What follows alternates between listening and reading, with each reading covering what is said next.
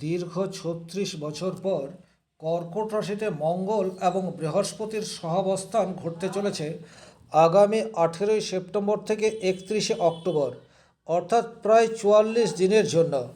আর এই যে কর্কট রাশিতে মঙ্গল বৃহস্পতির সহাবস্থান, এটি একটি বিরল রাজযোগের সৃষ্টি করেছে, যে রাজযোগটির নাম হচ্ছে নীচভঙ্গ রাজযোগ। কর্কট রাশিতে আপনারা জানেন বৃহস্পতি উচ্চস্থ হয় এবং কর্কট রাশিতেই মঙ্গল নিচস্থ হয়। শাস্ত্রে উল্লেখ আছে, যখন একই রাশিতে একসাথে নিচস্থ গ্রহ এবং উচ্চস্থ গ্রহ অবস্থান করবে তখন নীচভঙ্গ রাজযোগ তৈরি হবে। কিন্তু বাস্তবিক অর্থে সবসময় আমরা যে কোনো ধরনের রাজযোগ বলুন, ধনযোগ বলুন, এগুলির কিন্তু সবসময় রেজাল্ট পায় না। এটার কিন্তু নানাবিধ কারণ রয়েছে। তার মধ্যে অন্যতম সেটা হচ্ছে আপনার ব্যক্তিগত জন্মকুণ্ডলীর গ্রহগত অবস্থান, দশা, অন্তর্দশা, নাক্ষত্রিক অবস্থান, এগুলি কিন্তু ভীষণ রকম গুরুত্বপূর্ণ। তবে গোচরে যে নীচভঙ্গ রাজযোগ তৈরি হয়ে রয়েছে ১৮ই সেপ্টেম্বর থেকে ৩১শে অক্টোবর, এই ৪৪ দিনের জন্য আপনার রাশি বা লগ্ন যদি হয় বৃশ্চিক, সেক্ষেত্রে আপনার ৩টি নক্ষত্রের মধ্যে কোনো একটি নক্ষত্র আপনার, যেমন বৃশ্চিক রাশিতে রয়েছে বিশাখা নক্ষত্র, অনুরাধা নক্ষত্র এবং জ্যেষ্ঠা নক্ষত্র। তাহলে এই যে ৪৪ দিনের জন্য রাজযোগ, আপনার নক্ষত্র সাপেক্ষে কোন দিনটি আপনার জন্য সবচেয়ে শুভ বা কোন সময়টিতে আপনি এই রাজযোগের পরিপূর্ণ ফল পাবেন, এই বিষয়টি কিন্তু পুঙ্খানুপুঙ্খভাবে তুলে ধরার চেষ্টা করব। এবং এটা আমি জোর দিয়ে বলতে পারি যে আলোচনাটি করব সেক্ষেত্রে ১০০-১০০ ভাগ মিলবেই এইরূপ না, কিন্তু 60-70% ম্যাচ করবে এইরূপ প্রত্যাশা করা যায়। সুতরাং ভিডিওটি যারা দেখতে শুরু করেছেন কমপ্লিটলি দেখবেন এবং ভালো লাগলে অবশ্যই লাইক, শেয়ার এবং চ্যানেলটি সাবস্ক্রাইব করে পাশে থাকা অল নোটিফিকেশান বেল আইকনটি প্রেস করে দেবেন। কোনো প্রশ্ন থাকলে সেটা কমেন্ট বক্সে লিখে জানাতে পারেন, আমি যথাযথ উত্তর দেওয়ার চেষ্টা করব। তাহলে প্রথমেই বুঝতে হবে বৃশ্চিক রাশির জন্য মঙ্গল এবং বৃহস্পতি কি প্রতিনিধিত্ব করছে। দেখুন, আপনাদের রাশির অধিপতি গ্রহ হচ্ছে মঙ্গল। শাস্ত্রে উল্লেখ রয়েছে লগ্নপতি বা রাশিপতি সবচেয়ে বেশি ভাইটাল প্ল্যানেট, এবং বৃশ্চিক রাশি লগ্নের জন্য বৃহস্পতি সে দ্বিতীয় এবং ৫ নম্বর ঘরের মালিক। দ্বিতীয় ঘর থেকে আমরা অর্থ, সেভিংস, বাক্য, খাদ্যাভ্যাস, আত্মীয় পরিজন, কুটুম্ব, এই সমস্ত কিছুর বিচার করি। আর পঞ্চম ভাব থেকে সৃজনশীল কাজ বলুন, ইনভেস্টমেন্ট বলুন, দাম্পত্য প্রেম বলুন, সন্তান বলুন, এই সমস্ত গুরুত্বপূর্ণ বিষয়গুলি পঞ্চম ভাব থেকে দেখা হয়। পঞ্চম ভাবের আরও একটি গুরুত্বপূর্ণ বিষয় হচ্ছে লাভ বা প্রেম।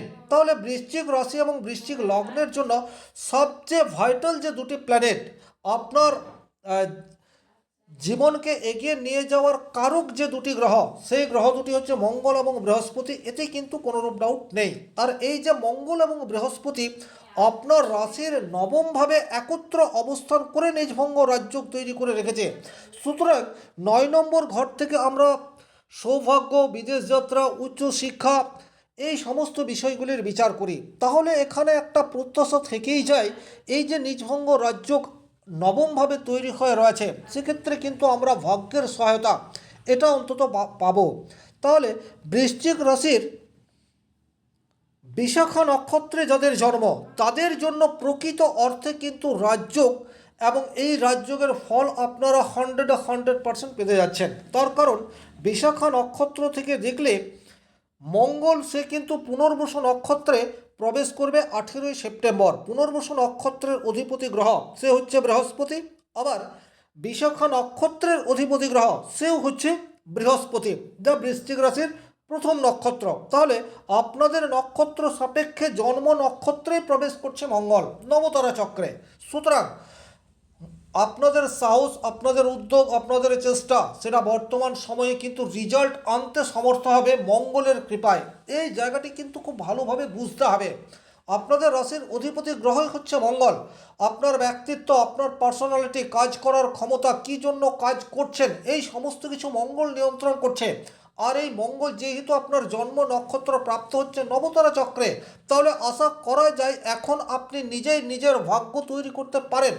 যে সমস্ত বৃশ্চিক রাশি, বৃশ্চিক লগ্নের জাতক জাতিকারা মঙ্গলের দশা অন্তর্দশার মধ্যে দিয়ে যাচ্ছেন এবং আপনাদের বিশাখা নক্ষত্র 200% আপনি আপনার কমফোর্ট জোন থেকে বেরিয়ে আসার চেষ্টা করুন। উচ্চশিক্ষা বলুন, বিদেশ গমন বলুন, বা বাবার সহযোগিতা বলুন, ভাগ্য বলুন, এই জায়গায় আপনি 100% রেজাল্ট পেতে যাচ্ছেন। সুতরাং সমস্যা আপনার দূর হচ্ছে, এই বিশ্বাস রেখে আপনার লক্ষ্য বা সেই লক্ষ্যকে স্পর্শ করার জন্য যে পরিশ্রম দরকার আপনি করে যান। 200% রেজাল্ট আপনাদের জন্য অপেক্ষা করে রয়েছে। তার কারণ শুধুমাত্র যে মঙ্গল এখন আপনার সাপোর্ট তা নয়, দেবগুরু বৃহস্পতি সেও ভাগ্যভাবে অবস্থান করে মিত্র নক্ষত্র প্রাপ্ত হয়ে রয়েছে। এটা ভীষণ রকম গুরুত্বপূর্ণ। তাহলে আপনার পিতা বা গুরুতুল্য ব্যক্তিদের 100% সহযোগিতা সেটি বর্তমান সময়ে আপনি আশা করতে পারেন।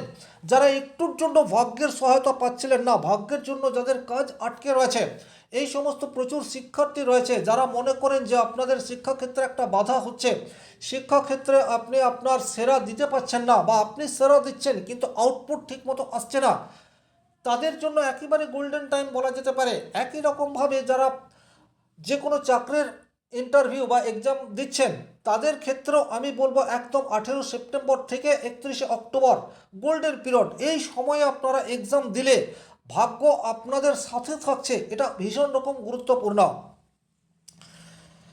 আর সবচেয়ে যেটা গুরুত্বপূর্ণ সেটা হচ্ছে মঙ্গল এখানে 3টি নক্ষত্রে থাকবে। যেমন প্রথমেই পুনর্বসু নক্ষত্রে থাকছে 18 সেপ্টেম্বর থেকে 24 সেপ্টেম্বর, আর তারপরে সে পুষ্য নক্ষত্রে যাবে। তখন কিন্তু অতিমিত্র নক্ষত্র প্রাপ্ত হবে নবতারা চক্রে, যা প্রথম জীবনের চেয়ে আরও বেশি পজিটিভ রেজাল্ট আনবে। তাহলে সামগ্রিকভাবে আমি বলতে পারি বৃশ্চিক রাশির বিশাখা নক্ষত্রের জন্য সম্পূর্ণ সময় জুড়েই একটা পজিটিভ রেজাল্ট পাওয়ার জায়গা তৈরি হয়ে রয়েছে। সেটা আর্থিক দিক দিয়ে হতে পারে, সেটা কর্মজীবনে হতে পারে, ভাগ্যের ক্ষেত্রে হতে পারে, যে কোনো কর্মের ক্ষেত্রেই এটাকে ফ্রুটফুল প্রমাণিত হতেই পারে। বৃহস্পতির আনুকূল্য এবং মঙ্গলের কৃপা এই দুটি মিলিয়ে আপনাকে বর্তমান সময়ে যে কোনো সমস্যা, প্রতিকূল প্রতিবন্ধকতাকে জয় করার ক্ষমতা সেটি প্রোভাইড করছে। এরপর বৃশ্চিক রাশিতে যে নক্ষত্রটি রয়েছে সেই নক্ষত্র হচ্ছে অনুরাধা নক্ষত্র। খুব ভালোভাবে আপনাদেরকে বুঝতে হবে, অনুরাধা নক্ষত্রের অধিপতি গ্রহ সে হচ্ছে শনিদেব। বর্তমানে শনি আপনার পঞ্চম ভাবে অবস্থান করে রয়েছে। পঞ্চম ভাব থেকে আমরা আমাদের মন মানসিকতা, সৃজনশীল কাজ, ধৈর্য এই সমস্ত কিছুর বিচার করি। আর ধৈর্যের কারক গ্রহ হচ্ছে শনিদেব। জোর দিয়ে বলবো বৃশ্চিক রাশির অনুরাধা নক্ষত্রের জাতক জাতিকাদের ধৈর্য সেটা বর্তমানে বৃদ্ধি পেতে যাচ্ছে। আর এটা কে না জানে, ধৈর্য ধরে কনসিস্টেন্সি পরিশ্রম করলে রেজাল্ট পাওয়া যায়। সুতরাং অনুরাধা নক্ষত্রের জন্যেও কিন্তু অত্যন্ত পজিটিভ সময়, এ বিষয়ে কোনোরূপ ডাউট নেই। কারণ অনুরাধা নক্ষত্র থেকে দেখলে মঙ্গল পুনর্বসু নক্ষত্রে প্রবেশ করা মানেই হচ্ছে নবতারা চক্রে অতিমিত্র নক্ষত্র প্রাপ্ত হচ্ছে। যে কোনো মানুষের সাপোর্ট এটা আপনি আশা করতে পারেন। যার সাহায্য আপনার লাগবে, সেটা অফিসের বস হতে পারে, অফিসের কর্মচারী হতে পারে, ব্যবসা ক্ষেত্রে আপনার কাস্টমার হতে পারে, বা বাড়িতে আপনার মা বাবা, ভাই বোন, স্বামী স্ত্রী, যে কেউই হোক, যার সাপোর্ট আপনার প্রয়োজন সেই মানুষ বর্তমান সময়ে আপনাকে সহযোগিতা করতে প্রস্তুত। এটাই কিন্তু মঙ্গলের অ্যাক্টিভিটির জন্য আপনি এই রেজাল্টটা পাচ্ছেন। আবার 24 তারিখে এই মঙ্গল সে কিন্তু আপনার জন্ম নক্ষত্রে চলে যাচ্ছে। জন্ম নক্ষত্রে যখনই চলে যাচ্ছে তখন আপনার মধ্যে কাজ করার ক্ষমতা, উদ্যম, চেষ্টা সেটি বাড়তে দেখা যাবে। বর্তমান সময়ে আপনি যে পরিশ্রম করছেন, আপনার মধ্যে একটা দ্বিধা, একটা দ্বন্দ্ব, একটা সংশয় রয়েছে, পরিশ্রমের রেজাল্ট এটা পাওয়া যাবে তো। কিন্তু 24 সেপ্টেম্বরের পর থেকে আপনি যে পরিশ্রম করবেন, সেই পরিশ্রম রেজাল্ট নিয়ে আপনার মনে আর সংশয় থাকবে না। তখন আপনি আপনার দায়িত্ব যথাযথভাবে পালন করবেন। এই কথাগুলো দেখুন মিলিয়ে নেবেন। জ্যোতিষশাস্ত্র 2-2-4 এতটা সরলীকৃত নয়। এখানে প্রত্যেকটা বিষয়, নক্ষত্র, চরণ এগুলিকেও কিন্তু খুব ভালোভাবে দেখার প্রয়োজনীয়তা থাকছে। তারপর কিন্তু এই মঙ্গল 16 অক্টোবর সম্পদ নক্ষত্রে প্রাপ্ত হচ্ছে। তাহলে খুব ভালোভাবে বিষয়টি বুঝে নেবেন অনুরাধা নক্ষত্রের জাতক জাতিকারা।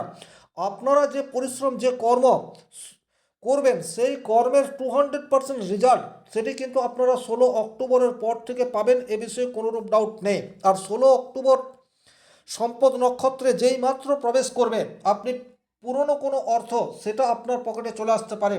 আগে আপনি কাজ করে রেখেছেন, যে কাজের তৎক্ষণাৎ রেজাল্ট আপনি পাননি, সেই পুরনো ফেলে আসা কাজের রেজাল্ট সেটিও কিন্তু আপনারা 16 অক্টোবরের পর থেকে পাবেন। একে তো মঙ্গল সে নবতারা চক্রে সম্পদ নক্ষত্রে অবস্থান করবে। আবার দেবগুরু বৃহস্পতি সে পুরো সময়টা জুড়ে অর্থাৎ এই যে 43 দিন, এই 43 দিন জুড়েই কিন্তু সম্পদ নক্ষত্রে অবস্থান করবে। তাহলে বৃশ্চিক রাশির অনুরাধা নক্ষত্রে যে সমস্ত মানুষের জন্ম, তারা কিন্তু মোটামুটি বলা যেতে পারে এই যে 43 দিন, এই 43 দিনই কম বেশি কিছু না কিছু পজিটিভ রেজাল্ট আশা করবেন। সেটা নিজের দিক থেকে হতে পারে, সেটা লাইফ পার্টনারের দিক থেকে হতে পারে, সেটা ফ্যামিলির অন্য মানুষের কাছ থেকে হতে পারে, বাবার কাছ থেকে হতে পারে, বা আপনার বস, কর্মক্ষেত্র, কলিগ, যে কোনো মানুষের কাছ থেকে কিন্তু এখন আপনি পজিটিভ রেজাল্ট পাবেন, এইটুকু প্রত্যাশা অন্তত আপনি করতেই পারেন। বাকি আপনার জন্মকুণ্ডলীর গ্রহগত অবস্থান, দশা, অন্তর্দশা এগুলি কতটা স্ট্রং রয়েছে তার উপর ডিপেন্ড করছে এই যে আমি রেজাল্ট পাওয়ার কথা বলছি, এটা কতটা মাত্রায় আপনার জীবনে আসবে। কিন্তু ডেফিনেটলি আপনারা রেজাল্ট পেতে যাচ্ছেন এই নিজভঙ্গ রাজযোগের 200%, এতে করে কোনো রকম ডাউট নেই। এরপর আরও একটি নক্ষত্র রয়েছে বৃশ্চিক রাশিতে, সেই নক্ষত্রটি হচ্ছে জ্যেষ্ঠা নক্ষত্র, অর্থাৎ বুধের নক্ষত্র। এখন জ্যেষ্ঠা নক্ষত্র থেকে যদি আপনি মঙ্গলকে দেখেন, তাহলে মঙ্গল পুনর্বসু নক্ষত্রে প্রবেশ করছে, তার মানেই হচ্ছে এটা মিত্র নক্ষত্র। সুতরাং আপনারাও কিন্তু বাইরের মানুষের হেল্প পাবেন, কারণ খুব ভালোভাবে খেয়াল করবেন আপনাদের নবম ভাবে এই রাজযোগটি তৈরি হয়ে রয়েছে। নবম ভাগ মানে হচ্ছে ভাগ্য। তাহলে ভাগ্য অন্য কিছুই না, আপনার কৃতক কর্মের রেজাল্ট। এবং আপনার যদি কোনো সমস্যা রয়েছে, সেক্ষেত্রে সেই সমস্যায় আপনাকে টেনে তোলার ক্ষমতা বা টেনে তোলার জন্য কোনো লোক অপেক্ষা করছে, অ্যাকচুয়ালি এটাই হচ্ছে ভাগ্য। আর ঠিক এই জায়গাতে জ্যেষ্ঠা নক্ষত্রের মানুষ কিন্তু পজিটিভ রেজাল্ট আশা করতে পারেন, কারণ শুরুতেই আপনাদের মিত্র নক্ষত্র প্রাপ্ত হয়ে রয়েছে।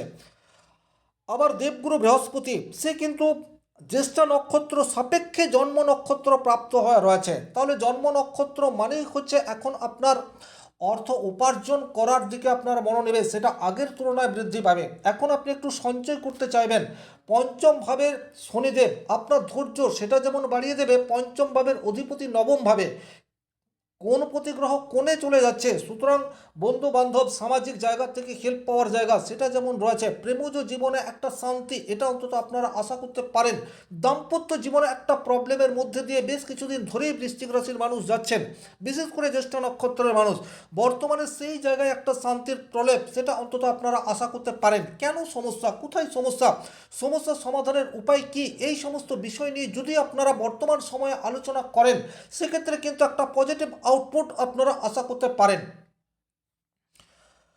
এরপর এই মঙ্গল সে পরম মিত্র নক্ষত্র প্রাপ্ত হয়ে যাচ্ছে। সুতরাং যে কোনো ধরনের প্রতিবন্ধকতা সমস্যা যদি থেকে থাকে, সেক্ষেত্রে কিন্তু জ্যেষ্ঠ নক্ষত্রের মানুষজন এই সময়টিকে কাজে লাগাতে পারেন। এবং রাশিচক্রে যে 12টি রাশি রয়েছে, সার্বিকভাবে যদি প্রত্যেকটা রাশি লগ্নকে ধরে বিচার করা হয়, প্রত্যেকটা নক্ষত্রকে ধরে বিচার করা হয়, সেক্ষেত্রে এই যে 36 বছর পর কর্কট রাশিতে মঙ্গল বৃহস্পতির নিজভঙ্গ রাজযোগ তৈরি হয়ে রয়েছে, এটার জন্য সবচেয়ে বেশি পজিটিভ বা ইফেক্টিভ রেজাল্ট যে রাশির মানুষ পেতে যাচ্ছে সে হচ্ছে বৃশ্চিক। এখন ব্যক্তিগতভাবে আপনার জন্মকুণ্ডলীর গ্রহগত অবস্থান, দশা, অন্তর্দশা, কোন গ্রহ কোন নক্ষত্র রয়েছে, কত নম্বর চরণে রয়েছে, এটা ভীষণ রকম গুরুত্বপূর্ণ। আরও একটি বিষয় গুরুত্বপূর্ণ হয় গোচর ফল বিচার করার ক্ষেত্রে আপনার অষ্টক বর্গ। যেমন এখন কর্কট রাশিতে এই রাজযোগটি তৈরি হয়ে রয়েছে, এখন ব্যক্তিগত জন্মকুণ্ডলিতে আপনার কর্কট রাশির ঘরে সর্বাষ্টক বর্গে যদি 30 বা তার চেয়ে অধিক বিন্দু থাকে, সেক্ষেত্রে কিন্তু আপনি অনেক বেশি রেজাল্ট বর্তমান সময়ে আশা করতে পারেন। তো এই সূক্ষ্ম সূক্ষ্ম বিষয়গুলিকে কিন্তু অ্যাভয়েড করলে হবে না, এই সূক্ষ্ম বিষয়গুলিকেও পুঙ্খানুপুঙ্খভাবে দেখার পরই কিন্তু অ্যাকচুয়ালি আপনি কি রেজাল্ট পেতে পারেন সেটা কমপ্লিটলি বলা যায়। তবে এখানে একটা আমি সার্বিক আলোচনা করার চেষ্টা করলাম, এবং এই সার্বিক আলোচনাও আপনার জীবনে 60 to 70% ম্যাচ করবে, এই প্রত্যাশা নিয়ে আজকের ভিডিও এখানেই শেষ করছি। ভালো থাকুন, সুস্থ থাকুন, ধন্যবাদ। আর ব্যক্তিগতভাবে নিজের জন্মকুণ্ডলী বিচার করতে চাইলে স্ক্রিনে দেওয়া নাম্বারটি সংগ্রহ করে যোগাযোগ করতে পারেন।